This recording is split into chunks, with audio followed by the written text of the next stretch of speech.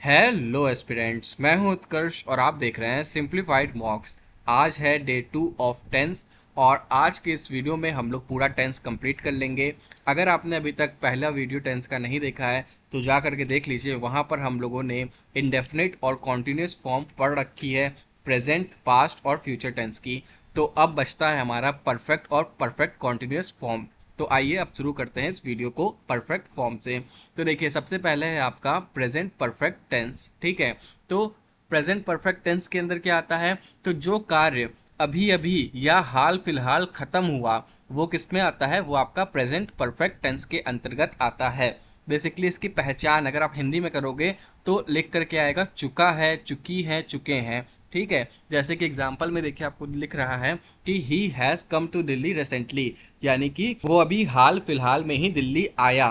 ठीक है, तो अभी अभी या हाल फिलहाल जब भी आता है तो फिर क्या हो जाता है? आपका प्रेजेंट परफेक्ट टेंस हो जाता है। तो ये आपका प्रेजेंट परफेक्ट टेंस है। या फिर जब कार्य महत्वपूर्ण हो, ना कि कार्य होने का समय, एवं कार्य होने के समय का उल्लेख भी नहीं हो, तब आपका प्रेजेंट परफेक्ट टेंस का प्रयोग किया जाता है। जैसे कि वी हैव प्रोग्रेस्ड अलॉट, यानी हम लोगों ने बहुत ज़्यादा प्रोग्रेस किया। ठीक है, तो यहाँ पर प्रोग्रेस करना ज़्यादा इंपॉर्टेंट है, ना कि कितना टाइम लगा प्रोग्रेस करने में उससे। ठीक है, तो बेसिकली यहाँ पे कार्य ज़्यादा इंपॉर्टेंट है, यानी प्रोग्रेस करना ज़्यादा इंपॉर्टेंट है। तो इसलिए ये भी आपका क्या हो जाएगा? प्रेजेंट परफेक्ट टेंस हो जाएगा। नेक्स्ट एग्जाम्पल आपका ले रखा है we have reached the moon, यानी हम लोग चांद पर पहुंचे। तो चांद पर पहुंचना एक बड़ा कार्य है, एक महत्वपूर्ण कार्य है, तो उसकी बात हो रहा है। तो ये भी आपका प्रेजेंट परफेक्ट टेंस हो जाएगा। ठीक है, तो जब भी कोई कार्य हाल फिलहाल में हो या फिर अभी अभी पूरा हुआ हो तो फिर वो प्रेजेंट परफेक्ट टेंस के अंदर आता है। या फिर कोई कार्य अगर महत्वपूर्ण हो, ना कि समय महत्वपूर्ण हो, तो भी वो प्रेजेंट परफेक्ट टेंस के अंदर आता है। अब हम लोग देख लेते हैं इसका फॉर्मूला क्या होता है। तो इसका फॉर्मूला होता है, अगर टेंस पॉजिटिव है तो सबसे पहले आपका सब्जेक्ट आएगा, फिर आप हैज़ या हैव लगाओगे। हैज़ बेसिकली सिंगुलर के लिए और हैव प्लूरल के लिए। उसके बाद वर्ब की थर्ड फॉर्म लगाओगे और ऑब्जेक्ट लगा दोगे। ठीक है, तो इतनी सी चीज़ें आपको करनी होती हैं। अगर नेगेटिव है तो आपका आ जाएगा subject plus has have plus not plus verb की थर्ड फॉर्म प्लस आपका ऑब्जेक्ट। तो बेसिकली यहाँ पर बस इस हेल्पिंग वर्ब के बाद नॉट लग गया है। आप इसको कॉन्ट्रैक्टेड फॉर्म में भी लिख सकते हो, जैसे कि हैजंट या फिर हैवेंट। ठीक है, इस तरीके से। इसके बाद देखिए, अगर क्वेश्चन फॉर्म है तो जो हेल्पिंग वर्ब होता है वो पहले आ जाता है, तो हैज़ वर्ब पहले आ जाएगा, उसके बाद बाकी चीज़ें लिख दी जाएंगी। या फिर अगर आपके अंदर नॉट भी आ रहा है यानी निगेटिव है तो हैज़ है सब्जेक्ट प्लस नॉट आ जाएगा और फिर ये ऐसे हो जाएगा। या फिर आप इसको कॉन्ट्रैक्टेड फॉर्म भी बना सकते हो, तो ये ऐसे हो जाएगा। तो बाकी टेंस की तरह ही है ये। आगे बढ़ते हैं। अब देखिए, यहाँ पर लिखा हुआ है कि हैज़ और हैव का प्रयोग कहाँ कहाँ होगा। तो मैंने बता दिया, हैज़ का प्रयोग बेसिकली ही के लिए, सी के लिए, इट के लिए, नेम के लिए या फिर किसी भी सिंगुलर के लिए होता है। या फिर जो हैव है वो आपका आई के लिए, वी के लिए, दे के लिए, यू के लिए या फिर कोई भी प्लूरल फॉर्म के लिए यूज होता है। ठीक है, अंतर देखते हैं अब हम लोग इसके अंदर। जैसे कि यहाँ पर देखिए लिखा हुआ है कि science has given us many new inventions. ठीक है, यानी कि विज्ञान ने हमें बहुत सारे नए आविष्कार दिए। ठीक है, तो बेसिकली ये आपका सही है। क्यों? क्योंकि यहाँ पर हम लोग को क्या मिला वो ज़्यादा इंपॉर्टेंट है, यानी कि कार्य ज़्यादा इंपॉर्टेंट है। ठीक है, लेकिन अगर आप यहाँ पर देखोगे तो यहाँ पर लिखा हुआ है कि science has given us many new inventions in the 19th century. तो ये आपका गलत हो जाएगा, क्योंकि यहाँ पर 19th सेंचुरी ज़्यादा इंपॉर्टेंट बताया जा रहा है कि कार्य से ज़्यादा वो 19वीं शताब्दी में मिला, ये ज़्यादा फोकस किया गया है। तो ये आपका गलत हो जाएगा। ठीक है, इसी तरीके से सेकंड पॉइंट में देखिए लिख रखा है यहाँ पर कि we have reached the moon. तो ये बिल्कुल ठीक है, क्योंकि यहाँ पर चांद पे हम लोग पहुंचे, कार्य महत्वपूर्ण था। लेकिन ऑन 22 अक्टूबर 2008 यहाँ पे ये गलत हो जाएगा, क्योंकि यहाँ पर अभी समय महत्वपूर्ण बता रहा है कि हम लोग 22 अक्टूबर को कहीं ना कहीं वहां पर पहुंचे। तो बेसिकली आप इतना जान जाओ कि जब भी समय बताने लगता है तो फिर ये गलत हो जाता है, और जब तक समय नहीं बता रहा है तब तक ये टेंस बिल्कुल ठीक रहेगा। इसके बाद देखिए, नेक्स्ट पॉइंट कह रहा है कि अगर भूतकाल के समय का उल्लेख हो तो प्रेजेंट परफेक्ट नहीं, सिंपल पास्ट टेंस का प्रयोग किया जाता है। ठीक है, जैसे कि यहाँ पर देखिए आपका क्या किया जा रहा था, कहीं ना कहीं पास्ट का उल्लेख किया जा रहा था, पास्ट की बात की जा रही थी। तो वहां पर आपका प्रेजेंट परफेक्ट टेंस तो होगा नहीं, क्योंकि हमने यहाँ पे ऑलरेडी कट करवा दिया है। तो उसको कैसे लिखेंगे? तो उसको देखिए इस तरीके से लिखेंगे कि हम लोग वहां पर उसको सिंपल पास्ट टेंस बना देंगे। Science gave us many life saving drugs in the 19th century. We reached the moon on 22 October 2008। यानी कि हैज हैव वगैरह नहीं लगेगा, सिंपल आपका लगेगा सब्जेक्ट, वर्ब की सेकंड फॉर्म, ऑब्जेक्ट। ठीक है, तो ये आपको कर देना है सिंपल पास्ट टेंस के अंदर जब भी आपका भूतकाल का उल्लेख हो जाए। ठीक है, इसके बाद देखिए नोट करके लिख रखा है कि I have had enough problems here और he has had his breakfast. तो बेसिकली ये दोनों ही सही है। बहुत लोगों को यहीं पर गलत लगने लगता है जब एरर डिटेक्शन में ये सवाल पूछे जाते हैं कि दो बार ये हैव की फॉर्म क्यों हो गई, ठीक है, या दो बार ये हैज़ की फॉर्म क्यों हो गई। तो बेसिकली ये हो सकता है क्योंकि ये क्या होता है आपका प्रेजेंट परफेक्ट या फिर पास्ट परफेक्ट के फॉर्मूला के अंदर फिट होते हैं। ठीक है, क्योंकि यहाँ पर जो हैड है वो बेसिकली मेन वर्ब का होता है। ठीक है, और जो ये हैव या हैज़ लगाया जाता है ये आपका हेल्पिंग वर्ब होता है।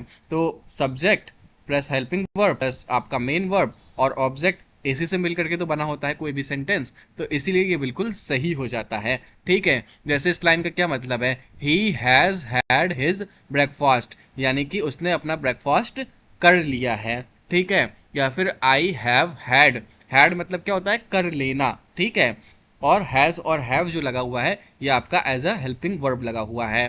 सेकंड पॉइंट क्या कह रहा है कि सामान्यतः recently already yet so for का प्रयोग परफेक्ट टेंस में होता है। यट का प्रयोग परफेक्ट टेंस निगेटिव वाक्य में होता है। ठीक है, तो बेसिकली आपको इतना जानना है कि जो जनरली रिसेंटली हो गया या ऑलरेडी हो गया या तो यट हो गया सो फॉर हो गया, ये सभी परफेक्ट टेंस के अंतर्गत आता है। जैसे कि यहाँ पर देखिए क्या लिखा हुआ है, यट लिखा हुआ है, तो ये आपका किस में आएगा, परफेक्ट टेंस के अंदर आएगा और ये निगेटिव के अंदर आता है जब भी यट होता है। ठीक है, तो देखिए यहाँ पर ये निगेटिव फॉर्म के ही अंदर आ रखा है। ठीक है, फिर यहाँ पर देखिए क्या लिख रखा है कि ये भी आपका परफेक्ट है क्योंकि यहाँ पर भी क्या आ रखा है, सो फार आ रखा है, तो सो फार भी बेसिकली परफेक्ट टेंस के अंतर्गत आता है। थर्ड पॉइंट क्या कह रहा है कि अगर सिंस के बाद सिंपल पास्ट का प्रयोग हो तो सिंस के पहले प्रेजेंट परफेक्ट का प्रयोग होता है। ठीक है, तो ये आपको बेसिकली फॉर्मूला याद रख लेना है। इंग्लिश में से फॉर्मूला बोलते हैं कि अगर सिंस लगा हुआ है और सिंस के बाद आपका सिंपल पास्ट लिख रखा है यानी कि सब्जेक्ट वर्ब की सेकंड फॉर्म ऑब्जेक्ट, तो सिंस के पहले वाले के अंदर आपका प्रेजेंट परफेक्ट आएगा यानी कि सब्जेक्ट हैज़ या हैव, उसके बाद आपका वर्ब और ऑब्जेक्ट। तो इतना आपको ध्यान रखना है। ठीक है, तो ये आप फॉर्मूला याद रखिए कि अगर सिंस के पहले प्रेजेंट परफेक्ट है तो सिंस के बाद सिंपल पास्ट आएगा, यानी कि ये एक पूरा फॉर्मूला आपको याद रहना चाहिए। इसके बाद नोट करके देखिए क्या लिख रखा है कि ऐसे वाक्यों में प्रेजेंट परफेक्ट के स्थान पर कोई मॉडल भी परफेक्ट फॉर्म में आ सकता है। ठीक है, यानी कि आपका बेसिकली टेंस जो है वो प्रेजेंट परफेक्ट होना चाहिए। अगर आप मॉडल्स लगाना चाहो तो आप लगा सकते हो, जैसे यहाँ पर मे जो है ये मॉडल लगा हुआ है। मॉडल्स क्या होते हैं ये मैंने वर्ब चैप्टर में ऑलरेडी पढ़ा दिया है और उसकी वीडियो भी डाल रखी है, तो अगर आपने अभी तक नहीं देखी है तो आप जा करके देख लीजिए, वहाँ पर आपको सारे तरह के वर्ब्स बिल्कुल क्लियर हो जाएंगे। तो यहाँ पर भी देखिए वही चीज़ है। इसके बाद सेकंड पॉइंट कह रहा है कि अगर सिंस का प्रयोग वाक्य के शुरुआत में कर लिया जाए तो सिंपल पास्ट भी सिंस के साथ वाक्य में प्रथम भाग में आ जाएगा। ठीक है, यानी सिंस के जस्ट बाद क्या आएगा, आपका सिंपल पास्ट आएगा। सिंस के जस्ट बाद क्या आएगा, आपका सिंपल पास्ट आएगा। उसके बाद आप लोग क्या लगा दोगे, कॉमा लगा करके प्रेजेंट परफेक्ट टेंस लगा दोगे। तो बस इतनी सी बात यहाँ पर की गई है। इसके बाद आपका होता है प्रेजेंट परफेक्ट टेंस और आ जाता है आपका पास्ट परफेक्ट टेंस। तो अब हम लोग बात करेंगे पास्ट परफेक्ट टेंस की।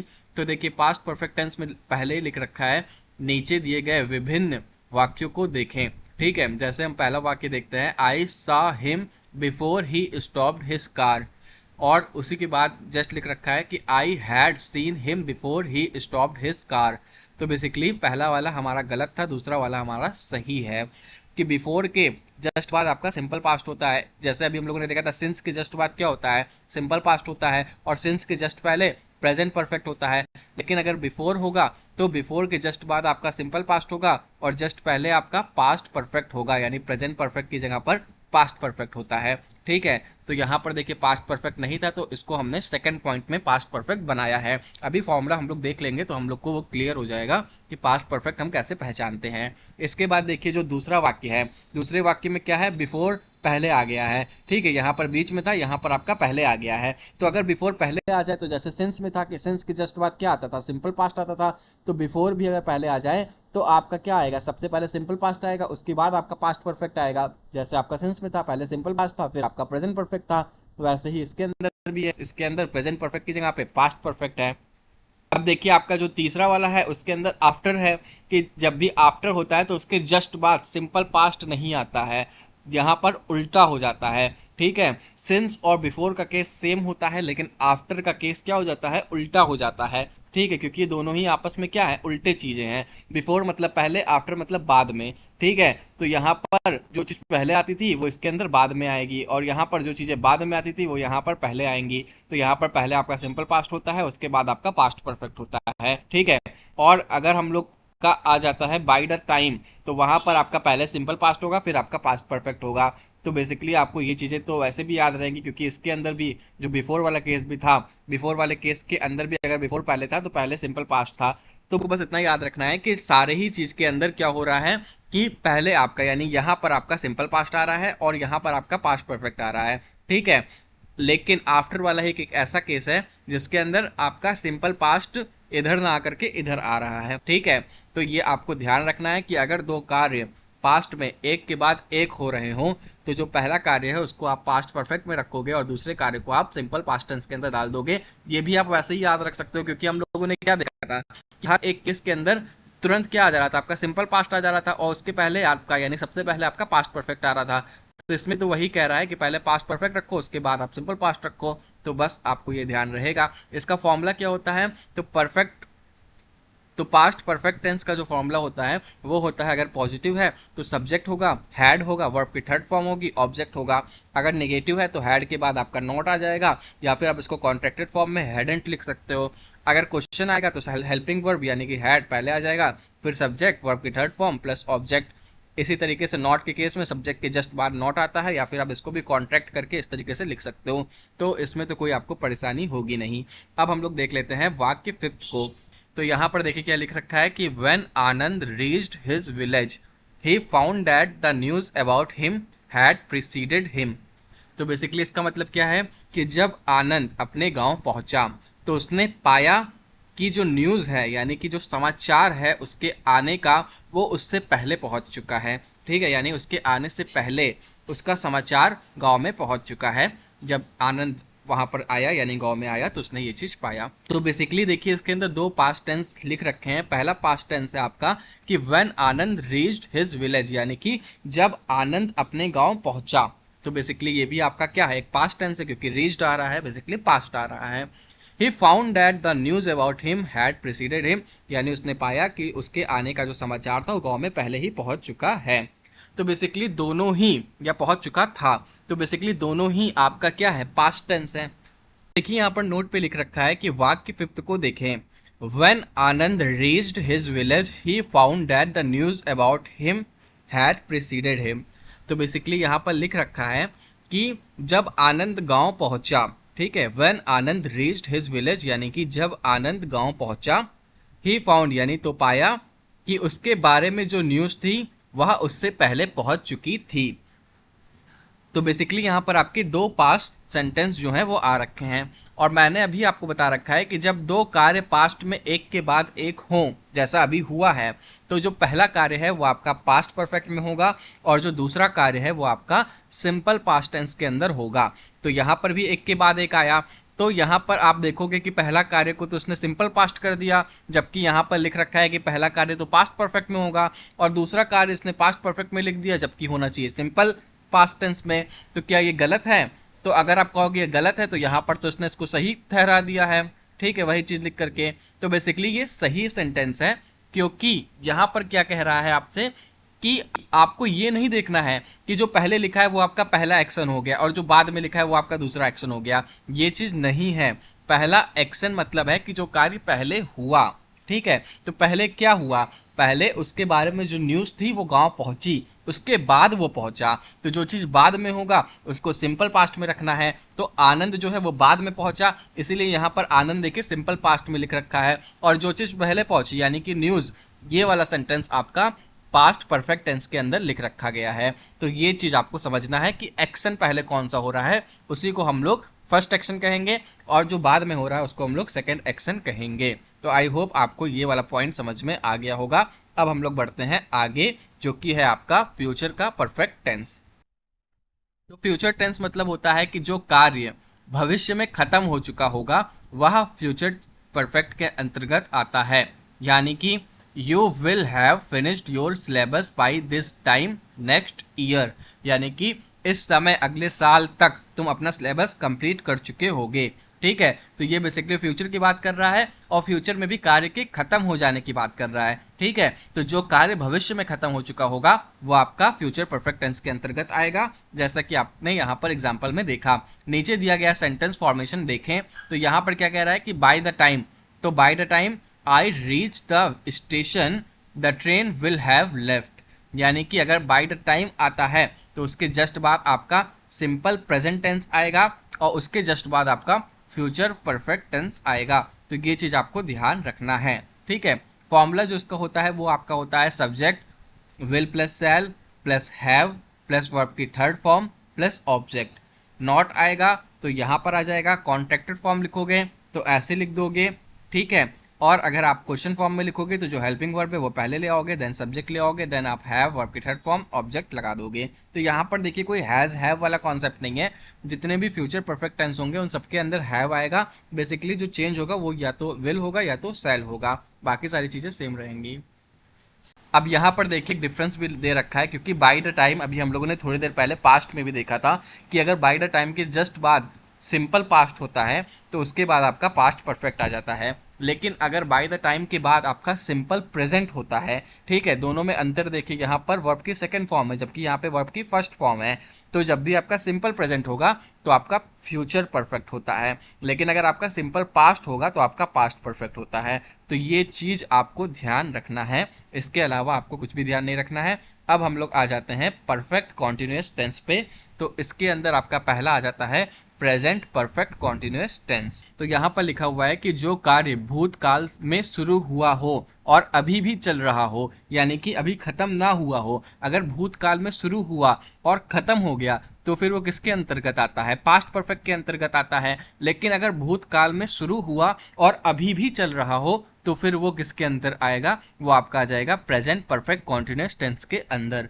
जैसे कि यहाँ पर एग्जांपल में लिख रखा है कि I have been living in Delhi for 5 years, यानी मैं 5 साल से दिल्ली में रह रहा हूँ।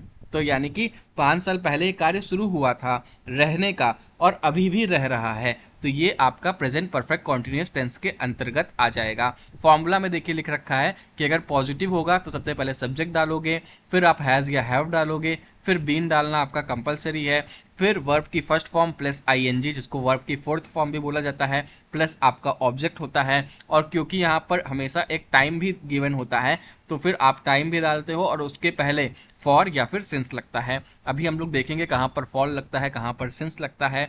ठीक है, हैज़ और हैव तो सबको पता है, हैज़ सिंगुलर के लिए, हैव आपका प्लूरल के लिए।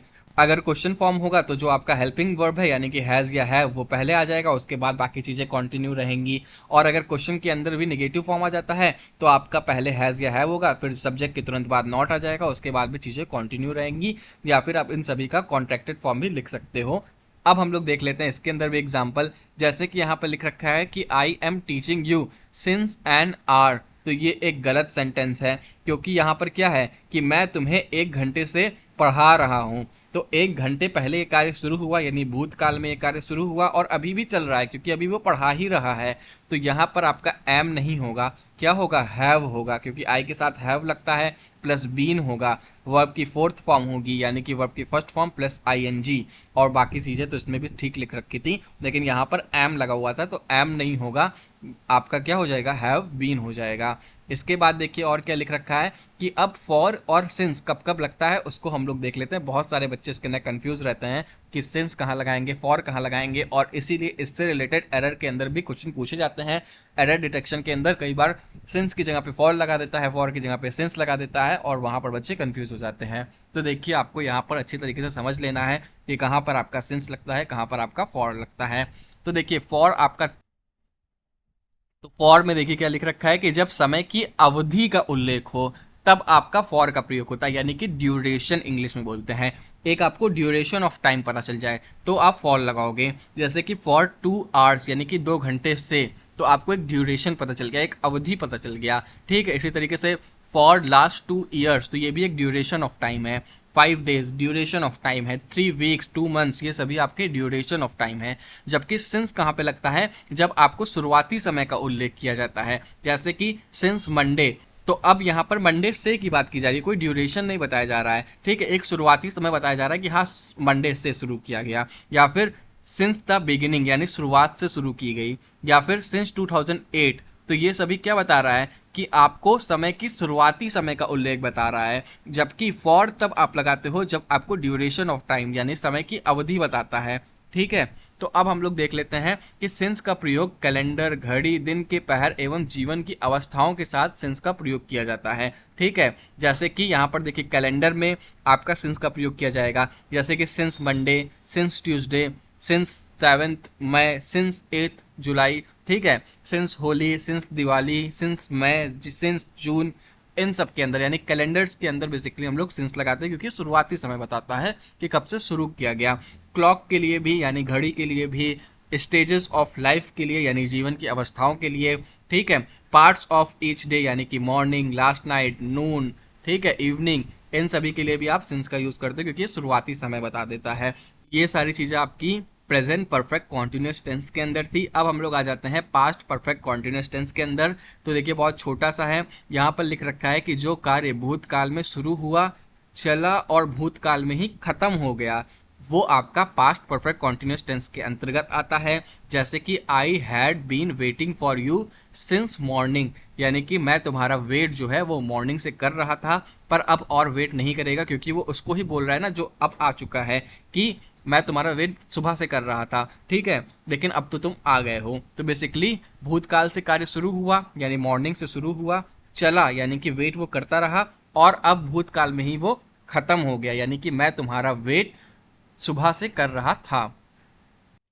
तो अब हम लोग इसका फॉर्मूला देख लेते हैं। तो देखिए इसका फॉर्मूला लिख रखा है कि जब भी पॉजिटिव सेंटेंस होगा तो सबसे पहले आप लगाओगे सब्जेक्ट, फिर आप लगाओगे हैड प्लस बीन, फिर आप लगाओगे वर्ब की फर्स्ट फॉर्म प्लस आईएनजी जिसको हम लोग वर्ब की फोर्थ फॉर्म भी बोलते हैं, फिर आपका प्लस ऑब्जेक्ट। और क्योंकि इसके अंदर आपका क्या है, ये आपका परफेक्ट कॉन्टिन्यूस है, तो जब भी परफेक्ट कॉन्टिन्यूस होता है तो टाइम भी आता है, तो आप या तो फॉर सिंस लगाओगे और उसके बाद अपना टाइम लग दोगे। तो ये आपका पॉजिटिव का हो गया। अगर आपका निगेटिव होगा तो उसके अंदर आप क्या करोगे, तो subject plus had plus not, जिसको आप कॉन्ट्रैक्टेड फॉर्म में यानी छोटे फॉर्म में हैडंट भी लिख सकते हो, प्लस फिर से आपका बीन प्लस वर्ब की फोर्थ फॉर्म प्लस ऑब्जेक्ट, फिर आपका प्लस फॉर या सिंस टाइम। उसके बाद अगर ये क्वेश्चन में होगा तो जो आपका हेल्पिंग वर्ब था यानी कि हैड वो पहले आ जाएगा, फिर बाकी चीज़ें वैसे ही उतर जाएंगी जैसे थी। तो अब हम लोग बात कर लेते हैं फ्यूचर परफेक्ट कॉन्टिन्यूस टेंस की। तो अब इसके अंदर हम लोग देखेंगे इसमें क्या लिख रखा है। तो इसमें लिखा हुआ है कि जो कार्य भविष्य के किसी समय तक जारी रहेगा वह फ्यूचर परफेक्ट कॉन्टिन्यूस टेंस के अंतर्गत आता है। जैसे कि I shall have been living in Delhi for 5 years by the end of this year, यानी कि मैं 5 साल तक दिल्ली में रहूँगा। बेसिकली इसका सिंपल सा मतलब ये है कि आई यानी कि मैं 5 साल तक जो है वो आपका दिल्ली में रहूँगा, ठीक है।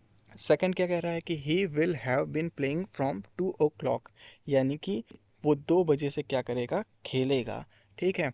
तो वह 2 बजे से खेलेगा। तो जो कार्य भविष्य के किसी समय तक जारी रहेगा वो आपका क्या हो जाएगा, फ्यूचर परफेक्ट कॉन्टिन्यूस टेंस के अंतर्गत आ जाएगा। इसके फॉर्मूले को हम लोग देख लेते हैं। तो जो इसका फॉर्मूला है, अगर पॉजिटिव होगा तो subject plus shall will plus have been, verb की फोर्थ फॉर्म प्लस ऑब्जेक्ट, फिर प्लस आपका फॉर या फिर फ्रॉम, देन आपका टाइम। अगर निगेटिव है तो नॉट लग जाएगा, क्वेश्चन है तो जो आपका हेल्पिंग वर्ब है यानी कि विल या फिर शैल ये पहले लग जाएगा, ठीक है। तो बस इतना सही इसके अंदर भी है। नोट देख लेते हैं जो हम लोग के लिए इंपॉर्टेंट भी होता है, ठीक है, क्योंकि एरर डिटेक्शन में इन्हीं नोट से इन्हीं एग्जाम्पल से क्वेश्चन आते हैं। तो यहाँ पर देखिए पहला पॉइंट लिख रखा है कि जिन वर्ब्स का प्रयोग सामान्यतः आईएनजी में नहीं होता उनका प्रयोग कॉन्टिन्यूस परफेक्ट कॉन्टिन्यूस दोनों तरह के टेंस में नहीं हो सकता, क्योंकि दोनों में वर्ब की आईएनजी फॉर्म यूज़ होती है। तो अगर ऐसे वर्ब्स कॉन्टिन्यूस टेंस में हों तो उन्हें इनडेफिनिट टेंस में परिवर्तित कर देते हैं, ठीक है। तो बेसिकली इसके कहने का बस इतना सा मतलब है कि जिस भी वर्ब के अंदर आईएनजी फॉर्म का यूज़ नहीं होता है, ऐसे वर्ब अभी हमने आपको बता दिए हैं। ठीक है। तो इन तरह के वर्ब में कभी भी कॉन्टिन्यूस टेंस नहीं बनता है। ठीक है। तो आप क्या करोगे कि कोई भी कॉन्टिन्यूस टेंस या फिर परफेक्ट कॉन्टिन्यूस टेंस नहीं बनाओगे, क्योंकि उसके अंदर तो आईएनजी का यूज़ होता है। तो आप क्या करोगे, तो ऐसे सेंटेंसेस जिसके अंदर इस तरह के वर्ब्स का यूज़ हो रहा है, तो उसको आप लोग इनडेफिनिट टेंस में परिवर्तित कर दोगे, चेंज कर दोगे। जैसे कि आप देखिए एग्जाम्पल में रख रखा है कि आई एम नोइंग यू। तो नोइंग यू तो होता नहीं है, तो आप क्या करोगे, इसको इंडेफिनिट बना दोगे, यानी कि आई नो यू। ठीक है, ये एक इंडेफिनिट टेंस है। इसी तरीके से देखिए सेकंड पॉइंट में क्या कह रखा है कि अगर ऐसे वर्ब्स परफेक्ट कॉन्टिन्यूस में हों तो उन्हें परफेक्ट टेंस में परिवर्तित कर देते हैं। ठीक है। तो यानी कि अगर कॉन्टिन्यूस में होगा तो आप उसे इनडेफिनिट टेंस में परिवर्तित करोगे, अगर आपका परफेक्ट कॉन्टिन्यूस टेंस में होगा तो आप उसे परफेक्ट टेंस में बदल दोगे। ठीक है। तो देखिए परफेक्ट कॉन्टिन्यूस टेंस में ये लिख रखा है कि I have been knowing him for 5 years. तो आप इसे क्या करोगे, परफेक्ट टेंस में बदल दोगे। तो आपका क्या हो जाएगा, I have known him for 5 years, verb की थर्ड फॉर्म आ जाएगी। ठीक है। फिर देखिए थर्ड पॉइंट क्या कह रखा है कि फॉर सिंस का प्रयोग परफेक्ट एंड परफेक्ट कॉन्टिन्यूस दोनों प्रकार के टेंस में होते हैं। ठीक है। जैसे कि I have been living in Delhi for 5 years, या फिर I had known him for 2 years. तो बेसिकली चाहे आपका परफेक्ट टेंस हो या फिर परफेक्ट कॉन्टिन्यूस टेंस हो, दोनों में आपका फॉर या फिर सिंस का यूज़ होता है। अगर वाक्य में सिंस प्लस टाइम का प्रयोग होता है तो वाक्य सिर्फ परफेक्ट या परफेक्ट कॉन्टिन्यूस टेंस में ही होने चाहिए। ठीक है। जैसे कि I ate nothing since morning, तो ये आपका नहीं होगा। क्या होगा, I have eaten nothing since morning. ठीक है। तो अगर कभी भी सिंस प्लस टाइम, जैसे यहाँ पर सिंस प्लस मॉर्निंग का यूज़ हुआ है, तो वाक्य जो है वो सिर्फ आपका क्या होना चाहिए, या तो परफेक्ट हो या फिर परफेक्ट कॉन्टिन्यूस हो, उसके अलावा कोई और नहीं होगा। ठीक है। तो बस इतना ही था इस टेंस चैप्टर में। तो होप आपको हमारी ये वीडियो पसंद आई होगी, आपको टेंस समझ में आया होगा। तो अगर आपको हमारी ये वीडियो पसंद आई है तो प्लीज़ हमारे चैनल को सब्सक्राइब और वीडियो को लाइक करके कमेंट में बताइए कि आपको हमारी ये वीडियो कैसी लगी। और अब देखिए इससे रिलेटेड क्वेश्चन भी आपको यहाँ पर दे रखे हैं, तो 1 से लेकर के 7 तक के क्वेश्चन आप लोग खुद से सॉल्व करो और कमेंट करके मुझे इसका आंसर बताओ। अगर आपको ये सारे क्वेश्चंस का ब्रीफ में वीडियो चाहिए तो आप बता सकते हो कमेंट में, तो मैं इन सारे क्वेश्चन को ब्रीफ में समझा समझा करके सॉल्व करा दूंगा और उसके ऊपर वीडियो आपको इन फ्यूचर देखने को मिल जाएगी। तो कमेंट करके बस आप हमें इसको बता दीजिएगा। बहुत बहुत धन्यवाद आपका। जय हिंद, जय भारत।